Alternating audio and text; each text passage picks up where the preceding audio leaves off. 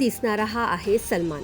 या सलमानची चर्चा कल्याण डोंबिवली शहरात गेल्या 2 वर्षांपासून सुरू आहे.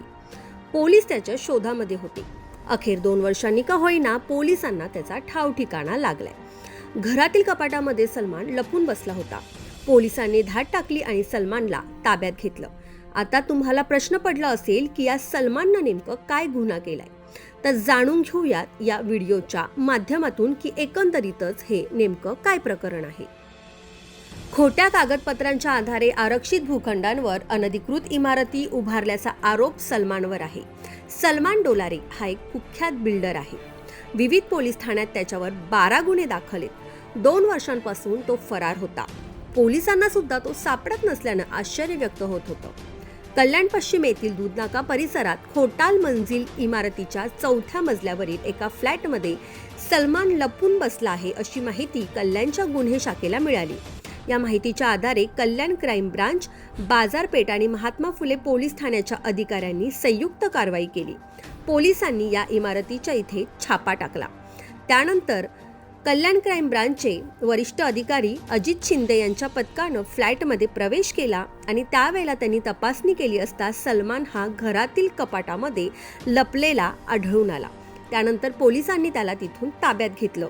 पंचनाम्याला सुरुवात झाल्यानंतर परिसरामध्ये ही माहिती वेगानं पसरली आणि बघता बघता इमारतीखाली नागरिकांनी मोठ्या प्रमाणावर गर्दी केली.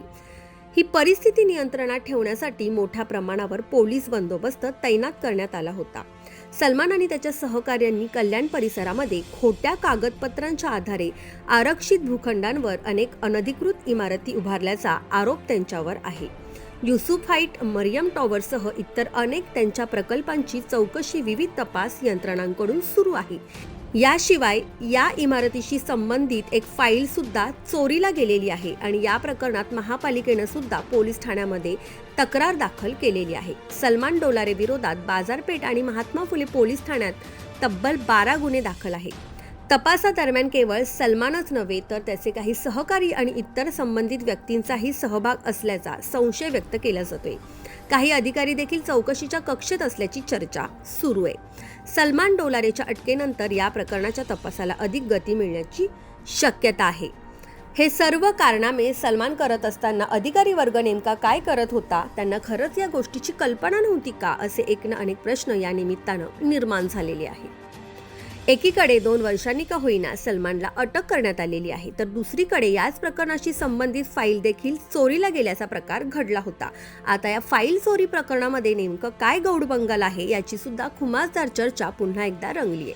एकंदरीतच या प्रकरणाबद्दल तुम्हाला काय वाटतं ते तुम्ही आम्हाला कमेंट बॉक्समध्ये सांगू शकता. कल्याण डोंबिवलीहून मयुरी चव्हाण, लोकमत.